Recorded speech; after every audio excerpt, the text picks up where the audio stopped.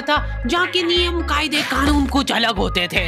इस जेल के कैदी डेली अपने घर से बस्ता टांग के यहाँ पे आते हैं दिहाड़ी करने। कई माँ बाप उनके बच्चों को खुद इस जेल में फेंक के जाते हैं ताकि उनका बच्चा जिंदगी में एक सक्सेसफुल दिहाड़ बन सके। दरिंदे रोक दे बच्चा। मैं अपनी दिहाड़ी करने वैन से जाता था। हमारी वैन वाले ड्राइवर का नाम था भैया जी और उसकी वैन का नाम था मैजिक, जिसका हर दूसरे दिन टायर पंचर हो जाता था। बच्चे लोग स्कूल जाके पढ़ना सीखे ना सीखे टायर पंचर बनाना जरूर सीख जाते थे। लेकिन भैया जी से मेरा अलग अटैचमेंट था। उनसे मेरे को दिल से नफरत थी। ये आदमी सुबह 5 बजे आके मेरे घर के सामने हॉर्न बजाता था। अरे भैयू, ओए भैयू, जल्दी से तैयार हो जा बेटा, 5 मिनट में निकलना है फटाफट। 9 बजे का स्कूल है यार हमारा। लेकिन ये आदमी सुबह सबसे पहले आके मेरे को लेता था। उसके बाद हम 3-4 घंटे पूरे शहर भ्रमण पे निकलते थे। शहर के पूरे आखिरी कोने से बच्चे ले लेके आता था ये आदमी। जहाँ पे वैन जा भी नहीं सकती उधर कूदा कूदा के ले जाता था ये, और फिर टायर पंचर हो जाते थे। शाम पड़े वापस से हमको घर घर छोड़ के आता था ये। जिंदगी बर्बाद कर दी थी भैया जी ने मेरी। सबसे पहले लेते थे और सबसे आखिर में छोड़ते थे। लेकिन मैं फिर भी उसी वैन में जाता था क्योंकि चमेली भी हमारी वैन में आती थी। और बात यह है कि वो मेरे पास ही बैठती थी, मतलब मजबूरन। उसके पास और कोई ऑप्शन ही नहीं बचता था और मैं बचाता भी नहीं था। मैं घर पे जाते से जो 2-3 घंटे मेरे को सोने के लिए मिलते थे उसमें सोता नहीं था और मैं प्लानिंग करता था कि कैसे चमेली सिर्फ मेरे पास बैठे। चमेली सबसे आखिर में आती थी और मैं सबसे पहले सुनसान वैन में चढ़ के बस्ता अपने पास में रख के और फसर के सो जाता था।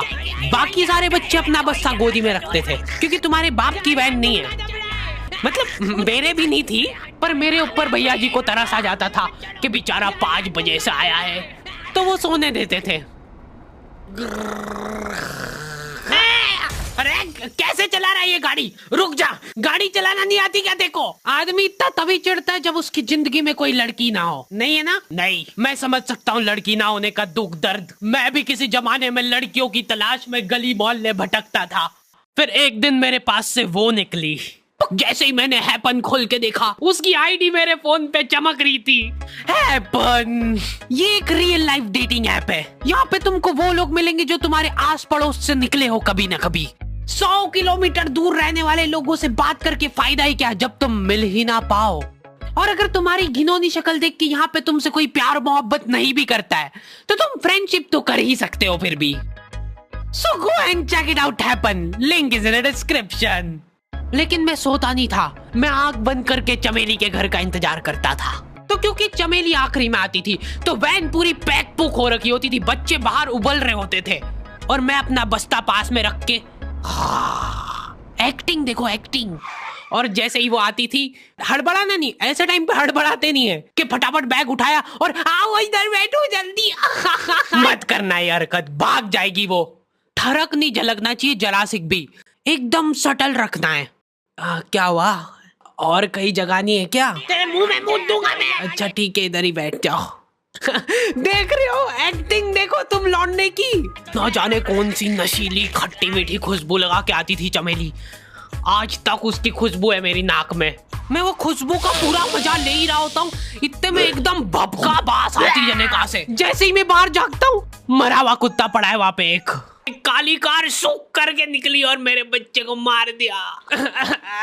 कैसे करके निकली? शूक। ऐसे नहीं निकली थी, मैं यहीं पे खड़ा था, वो कार आई थी और जैसे ही वो बच्चा नीचे आया तब वो खड़ा, वो बच्चा चिल्लाया और फिर कार शूक करके भाग गई। उधर कुछ बच्चे ऑटो रिक्शा से भी आते थे स्कूल। ऐसा लगता था कि पूरे स्कूल के बच्चे इस एक ऑटो रिक्शा में ठूस ठूस के ले जाता है वो। ये ऑटो वाले और भैया जी दोस्त थे और अब ये बीच सड़क पे रेसिंग लगवा रहे हैं। इनकी गाड़ियां उबला रही है बच्चों से, फिर भी नहीं मान रहे ये लोग। नहीं जीतूंगा। स्कूल जाके वो पीछे मुलट के देख रहा है तो एक बच्चा नहीं बचा उसके ऑटो रिक्शा में। हमारे भैया जी बेचारे पीछे से उनके गिरे हुए बच्चों को उठा उठा के ला रहे थे। ये सब हरकतें करके हम लोग जैसे तैसे कैद खाना पहुंच जाते हैं। सुबह 5 बजे से निकलने के बावजूद हम लोग लेट पहुंच रहे हैं। वहाँ पे पहुंच के हमने देखा कि 4 लौंडे मरे हुए पड़े हैं। जिनको डॉन ने मारा है। डॉन हमारे स्कूल की इंचार्ज थी। डॉन का कद छोटा था और पेट मोटा था, और आश्चर्य की बात यह है कि समय के साथ उसकी हाइट कम हो रही थी। मतलब बड़े नहीं बड़े वो चलता एक बार को, पर इसकी कम हो रही थी। डॉन बहुत स्ट्रगल करके कार से स्कूल आती थी खड़े होके, क्योंकि बैठ जाए तो उसको सामने की सड़क नहीं दिखती थी। वो अलग बात है, खड़े होके भी पूरा नहीं दिखता था। हर रोज 2-4 कुत्ते कुचलते हुए आती थी वो। फिर मेरे को समझ आया कि रास्ते में जो कुत्ते दिखे थे वो डॉन इस कैद खाने में छत पे बैठी रहती थी स्नाइपर लेके। कोई भी कैदी कुछ गलत गतिविधि करता हुआ दिखता था तो वहीं पे, मैडम इनकी लाश का क्या करना है? अरे ये तो आपको पता ही है। कहाँ रह गए थे यार झमू दीदी, फटाफट ये खून वून साफ करो।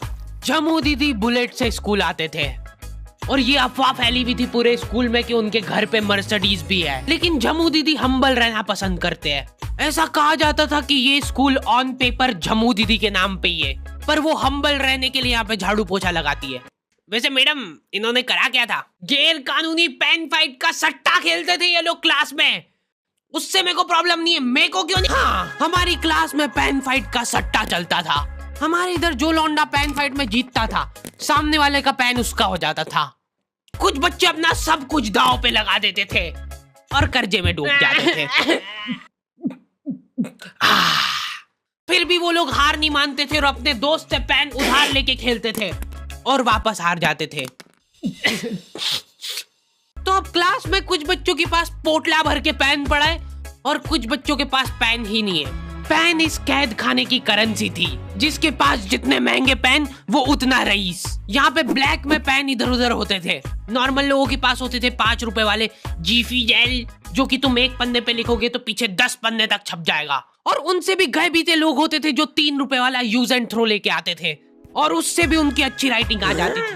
बहुत चिढ़ मचती थी यार मैं कौन से। और कुछ चुनिंदा रईस लोग होते थे जिनके पास होता था ट्राईमैक्स। हर बच्चे का सपना होता था कि उसके पास एक ट्राईमैक्स हो, साथ में आसपास 2-4 लड़कियां हो। मेरे को प्लीज मेरे को यहाँ पे ऑटोग्राफ दे दो। ये लो ट्राईमैक्स किंग के, ये ट्राईमैक्स क्या बात कर रही है सही में? एकदम रईस लोग ही अफोर्ड कर पाते थे ट्राईमैक्स। वो बाबड़े भी एक एक अक्षर लिख के रिफिल खोल के देखते थे। खाली हो रही है तो एक बार एक रईस बच्चे का ट्राईमैक्स चोरी हो गया। पूरे स्कूल में हाहू मच गई थी। वो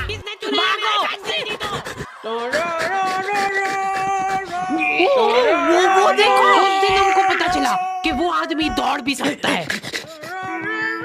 हमारे स्कूल में कुछ भी कांड हो रहा है, ये आदमी सबसे पहले दौड़ के आएगा, पूरा बैग खोल चोर, और बच्चों के बैग चेक करेगा। स्कूल वालों को भी इसकी सैलरी देते वक्त सबसे ज्यादा आग खरती है। सैलरी किस चीज की?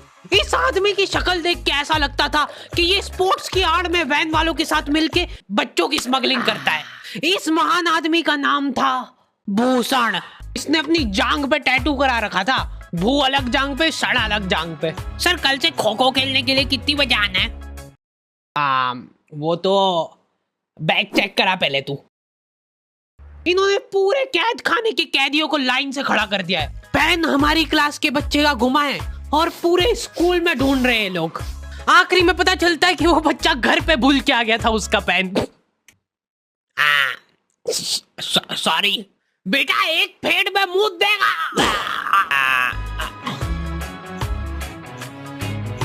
ऐसे तो नमूने बच्चे थे हमारे स्कूल में, और टीचर लोग उनसे भी गए बीते थे। हमारे स्कूल में टीचरों को उनके नाम से कोई जानता ही नहीं है। बच्चों ने उनकी हरकतों के अनुसार टीचरों के नाम रखे हुए। हमारे इंग्लिश वाले टीचर का नाम था छोटा भीम। इससे चिड़चिड़ा आदमी मैंने आज तक नहीं देखा। छोटा भीम की हॉबी थी लड़कों को कूटना। उस बेचारे की हाइट छोटी थी तो बच्चे के मुंह तक उसका हाथ ही नहीं पहुंचता था। बेचारा ऊंचक उचक के मारता था, फिर भी कमर तक ही हाथ पहुंच पाता था उसका। एक पॉइंट पे मेरे को ऐसा लगने लग गया था कि उसको सैलरी लड़कों को कूटने की मिल रही है। कभी किसी बच्चे को बहुत ज्यादा मार दिया, घायल हो गया वो बेचारा, ये लो आपका एक्स्ट्रा बोनस।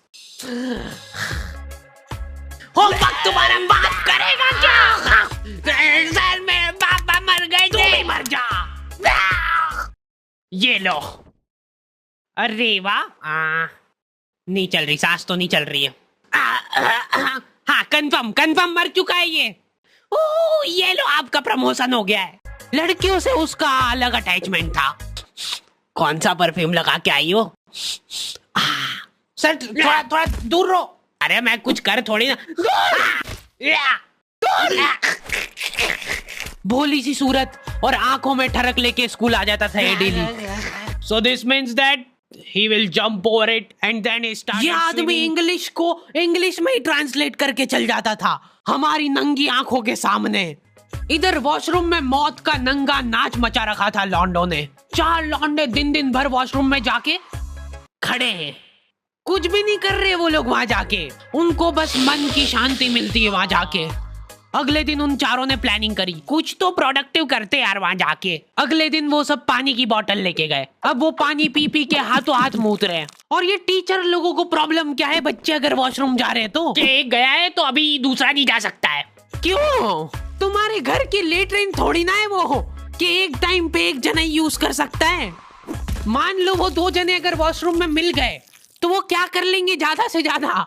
भाई यहाँ का बल्ब निकाल लेते हैं ना। हाँ निकाल लो, फीस भरी है अपन ने। लॉन्डो को ऐसा लग रहा है कि इन्होंने फीस भर के पूरा स्कूल खरीद लिया है। 10 लॉन्डे कॉरिडोर में छाती चौड़ी करके चल रहे हैं प्रिंसिपल के सामने। प्रिंसिपल को इग्नोर कर रहे हैं ये लोग। इनको ऐसा लग रहा है कि इन्होंने फीस भर दी है तो प्रिंसिपल इनके पैर पड़ेगी। उनमें से आधों ने फीस भरी भी नहीं है। हमारा स्कूल बिल्कुल सेफ नहीं था। हमारे वॉशरूम में चोरियां हो जाती थी यार। बल्ब चोरी करने के बाद सब लोग अंधेरे में मूत रहे एक दूसरे के जूते पे। उधर कर। उसके बाद पूरे वॉशरूम में कुछ दिख नहीं रहा है चोरी करने का। तो ये लोग हाँ नल उखाड़ के ले गए। नल कौन ले जाता है? कभी वो मछली वाले साबुन चोरी हो जाते थे, कभी ये फिनाइल की सफेद गोली को माउथ फ्रेशनर समझ के खा जाते थे। भाई इसको चबा मत, इसको चूस, ज्यादा देर तक चलेगी ऐसे। ठंडक हो रही भाई, ठंडक।